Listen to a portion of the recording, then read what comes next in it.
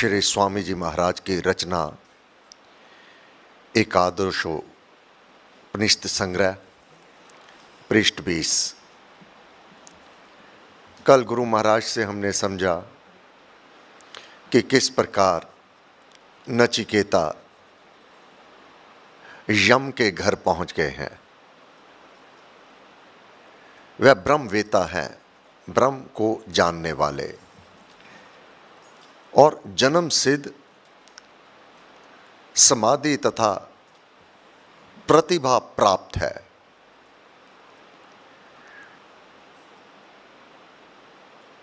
बीस पृष्ठ पर नचिकेता को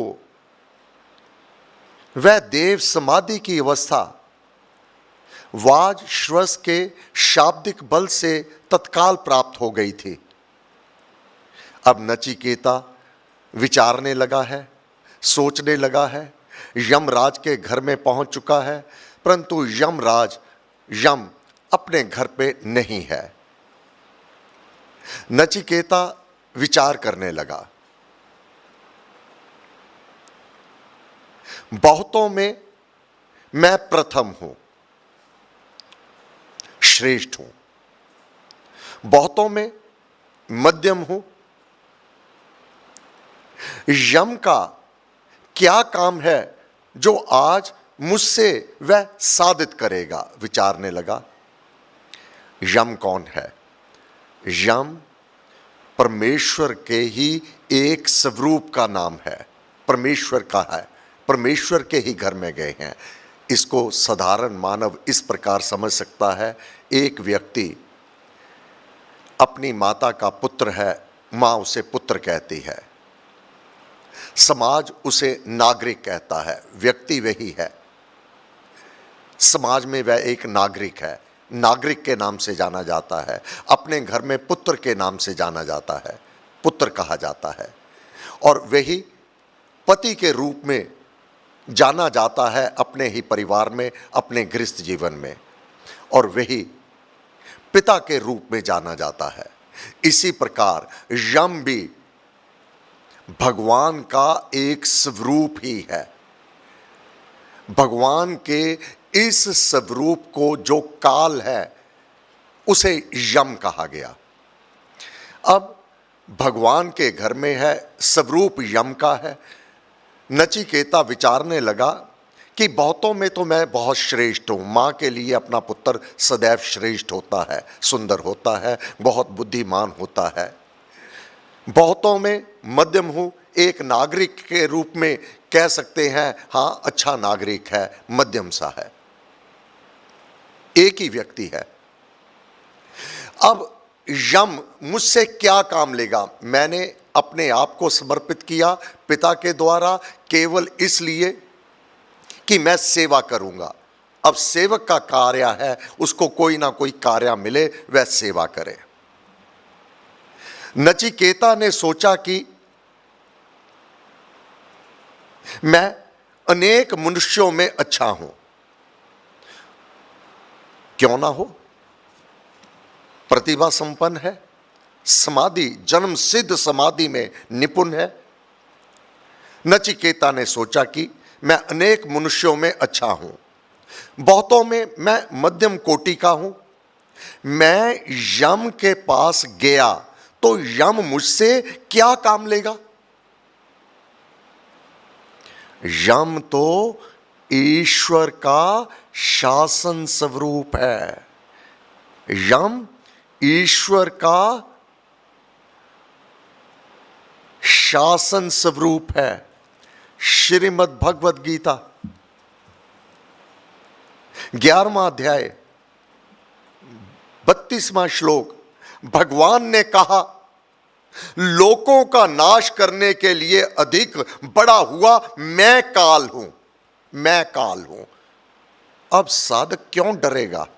वह तुरंत सदा ही अपने ईश्वर, अपने इष्ट, अपने श्री राम, अपने भगवान की शरण में रहता है। अब काल से, यम से वह कैसे डर सकता है? उदाहरण दिया था बिल्ली का, चूहे को मार काट देती है, वही मुख है, वही दांत है, अपने बच्चे को एक स्थान से उठाकर दूसरे स्थान पर वह स्थापित कर देती है, उसकी सुरक्षा करती है, उसका पालन पोषण करती है, उसका संभाल करती है। काल और यम भी भगवान का रूप है। जब वह मुझे लेकर जावेंगे, अधोगति में नहीं फेंकेंगे, वह मुझे सुरक्षित देवलोक में पहुंचाएंगे। मुझे डर किसका? मैं तो अपने श्री राम की शरण में हूं। गीता प्रमाण है। नचिकेता ने सोचा, मैं अनेक मनुष्यों में अच्छा हूं। मानव, निश्चित रूप से मैं अनेक मनुष्यों में अच्छा हूं। मैं अपने गुरु के वचन का पालन करता हूं। निर्भयता मेरे भीतर है, क्योंकि भक्त और भय ये मेल नहीं खाते। भक्त भी हो और भय, डर भी हो, तो वह भक्त नहीं। निर्भयता, इसलिए मैं अच्छा हूं। बहुतों में नचिकेता ने सोचा कि मैं अनेक मनुष्यों में अच्छा हूं और बहुतों में मैं मध्यम कोटि का हूं। अब मेरे से भी बढ़कर ज्ञानी बैठे हैं, मेरे से बढ़कर महापुरुष बैठे हैं, उनकी दृष्टि में मैं मध्यम हूं। साधारण मनुष्यों में मैं श्रेष्ठ हूं। क्यों ना हो? मैं यम के पास गया तो यम मुझसे क्या काम लेगा? अब एक व्यक्ति एम्प्लॉयर के पास जाता है, अब उसको काम उसकी योग्यता के अनुसार मिलेगा। एक को एसी ऑफिस दे दिया जाएगा, 2-3-4 नौकर दे दिए जावेंगे, उसके सहायक दे दिए जावेंगे, तो वह अपनी कुर्सी पर बैठ करके काम करवाएगा और बहुत ऊंची पगार लेगा। एक बाहर स्टूल पर बैठा दिया जाएगा कि तूने ध्यान रखना होगा। अंतर है, बहुत अंतर है। इसी प्रकार नचिकेता यह विचार कर रहा है कि यम मुझसे क्या काम लेगा? मैं तो सेवक के रूप में आया हूं। यम तो ईश्वर का शासन स्वरूप है। सबको हरने वाली मृत्यु मैं हूं यम के रूप में। मेरा राम ही होता है जब लेने आता है। अब डरे तो वह जो पाप कर्म करते हैं, जो पाप रहित हैं, उनको भय कैसा? पाप के अभाव में, अब मेरे में पाप नहीं है। और नचिकेता को यम के दूत खींचकर लेकर भी नहीं गए हैं। आप पहुंचा है। जिस प्रकार एक पुलिस स्टेशन में किसी चोर को पुलिस वाला पकड़ करके मार के, थप्पड़ मार के लेके जाता है, अंतर। और एक समाज सेवी स्वयं दरोगा से मिलने जा रहा है, दोनों में अंतर। एक की ताड़ना की जाती है, उसको सेल में बंद कर दिया जाता है, और एक को दरोगा उठकर खड़े होकर कुर्सी देता है कि आप विराजमान हो। दोनों पुलिस स्टेशन पहुंचे हैं, थाने पहुंचे हैं।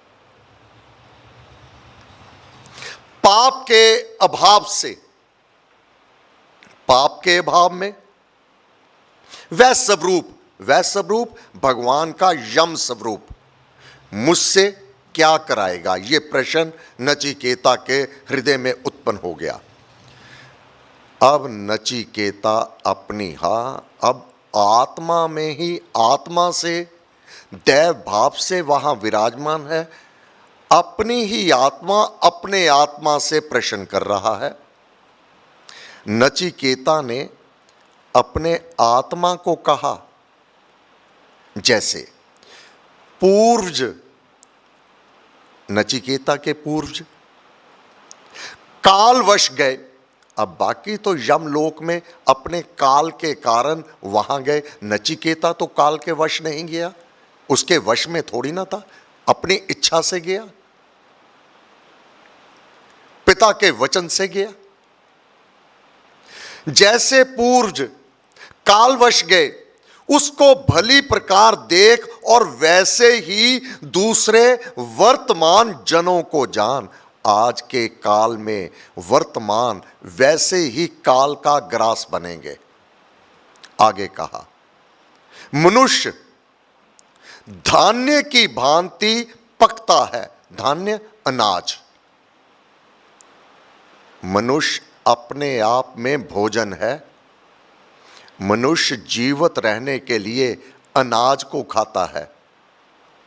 खाद्य पदार्थ अनाज भोजन को खाता है, और मनुष्य स्वयं भी भोजन है, क्योंकि मनुष्य को काल खाएगा। मनुष्य भोजन खाता है, काल मनुष्य को खाता है। वर्तमान जनों को जान, मनुष्य धान्य की भांति पकता है और फिर धान्य की भांति ही जन्म लेता है। जिस प्रकार अनाज को खाया जाता है और फिर उसी बीज से और अनाज उत्पन्न हो जाता है, इसी प्रकार मानव मृत्यु के काल का ग्रास बनता है, उसका भोजन बनता है। वह चक्कर समाप्त नहीं होता, तुरंत वह कर्म अनुसार प्रभु प्रेरणा से फिर जन्म ले लेता है। आत्मा का नाश कदापि नहीं होता, बीज नहीं मरता। एक फल में फल खा लिया, फल की समाप्ति हुई, उसका बीज समाप्त नहीं हुआ। बीज पुनः धरती में जाकर कई लाख फल फिर उत्पन्न कर देवेगा। यह नियम मानव जाति में भी उसी प्रकार से चल रहा है, जिस प्रकार ये जड़ पदार्थ, ये खाद्य पदार्थ उत्पन्न होते हैं और भस्म हो रहे हैं। इसी प्रकार मानव भी उत्पन्न होता है, काल का ग्रास बनता है और फिर पुनः इस धरती पर जन्म ले लेता है। यम के नियम, अब उसके घर में ना तो अन्याय होता है, ना उससे कोई त्रुटि होती है, ना उसको कोई भ्रम होता है, ना उसको कोई गलती लगती है। यम के नियम न्याय में जैसे पूर्व काल के मनुष्य मरते रहे हैं, ऐसे ही वर्तमान काल के मरते हैं। आज महामारी में जो ये बड़ा हुआ काल है, ये परमात्मा का कोई नियम है, कोई विधाता का विधान है। भगवान ने कहा, हे अर्जुन, तेरे अतिरिक्त और कोई भी नहीं रहेगा, तेरे बचाने पर भी मर जाएगा। उसका कोई नियम है, कोई विधान है, तू क्यों चिंता करता है? तू अपना नाम जाप कर, अपना स्वाध्याय कर, अब उसकी शरण को ग्रहण कर। तेरे को किस बात की चिंता? ये तेरे अधिकार में है। क्या तू उन्हें बचा सकता है? क्यों चिंता करता है? इतने लोग मर गए, इतने लोग महामारी के काल का ग्रास बन गए। भाई, उसका कोई नियम है, तू नहीं जानता, वह तो जानता है, और तू खाम खाई यूं ही अपने आप को परेशान किया। अरे शान से जी, भगवान ने तुझे कितना, क्या महल माड़ियां नहीं दी, क्या सुख सुविधाएं नहीं दी। अपनी भीरुता के कारण, अपने अज्ञान के कारण, अपने वर्तमान को तू नरक बना रहा है, दोदक में अपने आप को स्वयं ले जा रहा है, दुख कष्ट में भोग रहा है। किस बात का दुख है तुझे? अज्ञान का दुख है। अज्ञान के कारण तू दुखी है, तुझे ज्ञान नहीं है, तूने कदापि स्वाध्याय नहीं किया। राम भक्त दास जब शुभ समय होता है, अनुकूलित समय होता है, प्रतिदिन अपना ये अध्ययन करता है, तभी भीतर ये निर्भयता आया करती है। यूं ही नहीं आ जाती, मेहनत करनी पड़ती है, इस ज्ञान को समझना पड़ता है, भगवान की शरण को ग्रहण करना पड़ता है, और गुरुदेव की चरण शरण में बैठ को इसको सीखना पड़ता है, तब निर्भयता आएगी। अब नचिकेता में निर्भयता है, कहां है? यम के घर। अब क्या देखेंगे आगे? यम कांपेगा, राम भक्त नहीं रहे अकेला। भगवान का स्वरूप है यम। जिस प्रकार एक ही व्यक्ति भयभीत होता है कि मेरा पिता मुझसे रुष्ट ना हो जावे,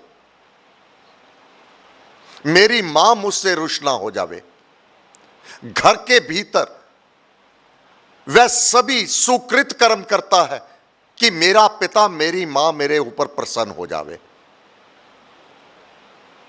नागरिक के रूप में बाहर दन दना के कौन मेरे जैसा है, घर में बहुत डर गया कि पिता मेरे से रुष्ट ना हो जावे, और वहीं पर झुक गया अपनी संतान के सम्मुख। कहीं संतान मेरे प्रति यह भाव ना ले कि मेरा पिता मेरे लिए कुछ नहीं कर रहा। अब यमराज की यह अवस्था होने वाली है। कौन गया है? ब्रह्मवेता, ब्रह्म को जानने वाला नचिकेता, ब्रह्म को भी भयभीत कर देवेगा। राम भक्त नहीं रहे अकेला। इस स्वरूप को भगवान के इस स्वरूप को भक्त राम के नियम न्याय में जैसे पूर्व काल के मनुष्य मरते रहे हैं, ऐसे ही वर्तमान काल के मरते हैं। कर्मवश मनुष्य धान्य की भांति पकता है, जैसे धान अनाज पकता है और मरता है, और धन की भांति ही फिर जन्म धारण करता है। इस नियम से कोई भी मनुष्य, इस नियम से कोई भी मनुष्य नहीं बच सकता। फिर राम भक्त क्यों घबराए? उसका अटल नियम है, जो आता है अवश्य आता। वह अपनी चिंता करता है कि काल आ गया और मेरी साधना में अभी बहुत कमी है, मैंने जो पाप कर्म किए हैं, निषिद्ध कर्म किए हैं, उनका मार्जन नहीं किया, उसका पश्चाताप अभी नहीं किया।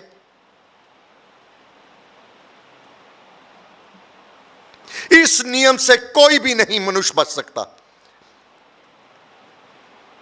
ऐसी विचार परंपरा में मगन नचिकेता वैवस्वत के घर में 3 दिन तक रहा। 3 दिन तक रहा।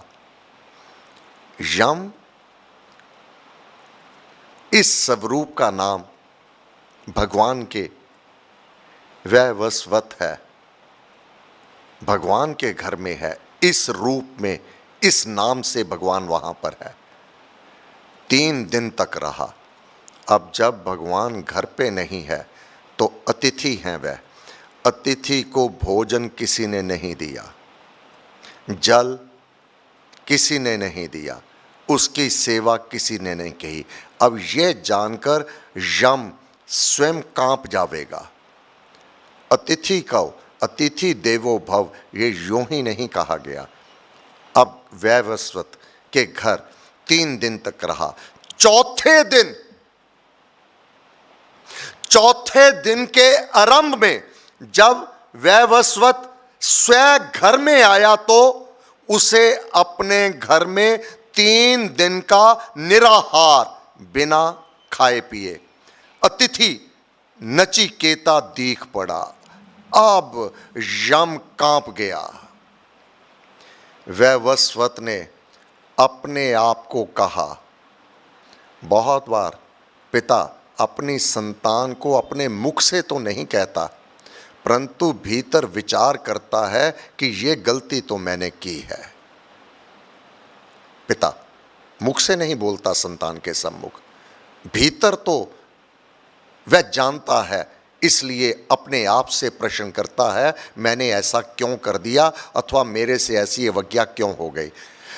वैवस्वत ने अपने आप को कहा, जो ब्रह्मवेता अतिथि घरों में प्रवेश करता है वह अग्नि समान पूज्य होता है। क्या विशेषण दिया, अग्नि समान पूजन। अग्नि का आदर होता है। यज्ञशाला में उसको आहुतियां दी जाती हैं हवन कुंड के रूप में। वह सीमित सुरक्षित आदर रखा जाता है। अगर वह भटक जाए तो सारे घर को राख कर देवेगा। अतिथि को कैसे तृप्त करना है, जैसे अग्नि को आहुतियां दी जाती हैं। उसका आदर किया जाता है, उसको नमन किया जाता है। अतिथि देवो भव, अग्निदेव और अतिथि देव हमारे शास्त्र वर्णन करते हैं, उपनिषद वर्णन कर रहे हैं। वैवस्वत ने अपने आप को कहा, जो ब्रह्मवेता अतिथि घरों में प्रवेश करता है वह अग्नि समान पूज्य होता है। ग्रह जन उसकी पूजा रूप ये शांति किया करते हैं। हे वैवस्वत, तू अर्घ दे, पानी ला, जिस अल्प बुद्धि पुरुष के घर में। अब अल्प बुद्धि जो ज्ञानवान नहीं है, हम सब के लिए वर्णन किया महाराज ने, जो अल्प बुद्धि पुरुष के घर में ना खाता हुआ ब्रह्मवेता, जो ब्रह्म को जानने वाला है, ब्रह्म ज्ञानी है, पूर्ण ज्ञानवंत, ऐसा जो कोई अतिथि घर पे आ जावे, वह बसता है, उसकी आशा और प्रतीक्षा को, संगत को, सच्ची वाणी को, इष्ट और पूरत को,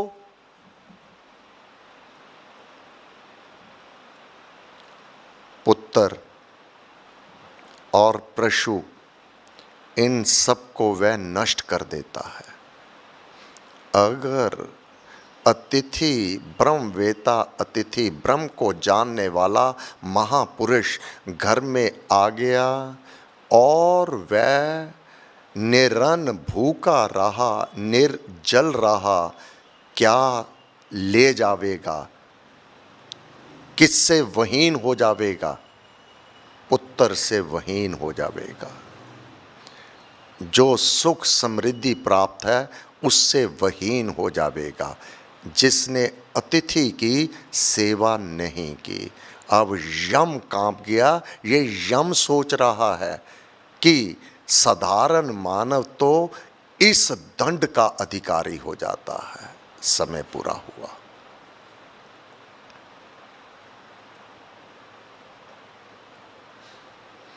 भगवान कृष्ण त्रिलोकी के नाथ हैं। जब सुदामा कोई अपॉइंटमेंट लेकर नहीं आया था, सखा तो था, परंतु त्रिलोकी के नाथ के दर पर आया था, उसके महल में आया था। क्या त्रिलोकी के नाथ भगवान कृष्ण के पास दास दासियों की कोई कमी थी? नहीं।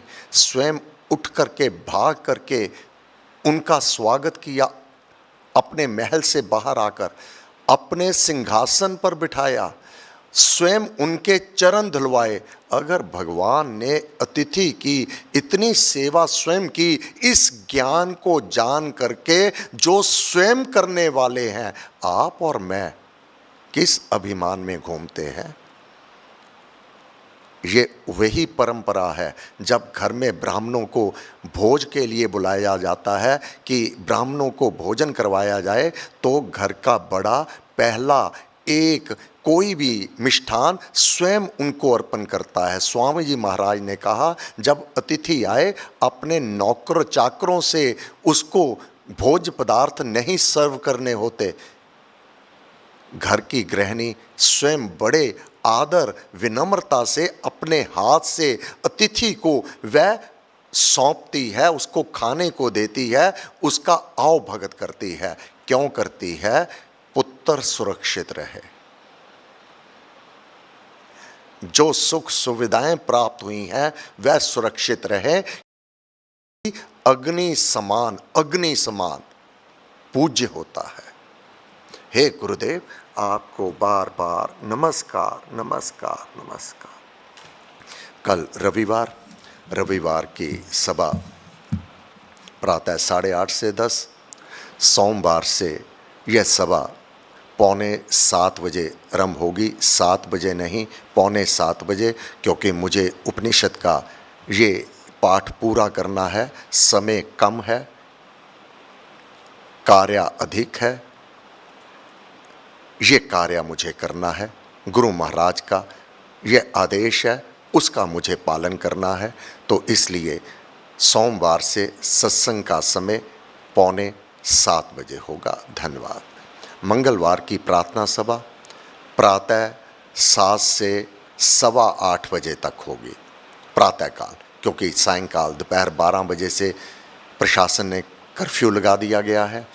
प्रार्थना सभा हम करेंगे परंतु मंगलवार की प्रार्थना सभा प्रातः 7 से प्रातः 8:15 बजे तक होगी। धन्यवाद। सर्वशक्तिमते परमात्मने श्री रामाय नमः। सर्वशक्तिमते परमात्मने श्री रामाय नमः। सर्वशक्तिमते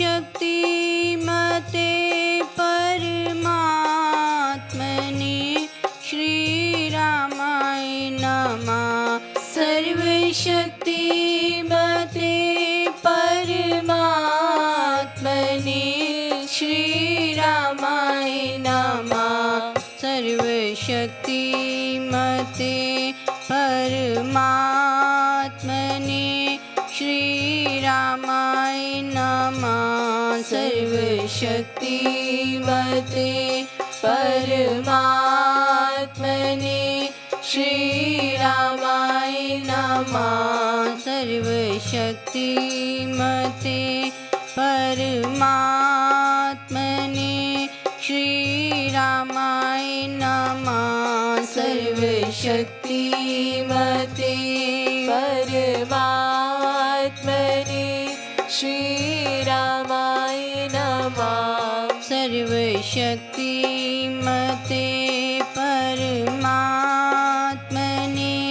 श्री रामाय नमः। सर्वशक्तिमते परमात्मने श्री रामाय नमः। सर्वशक्तिमते परमात्मने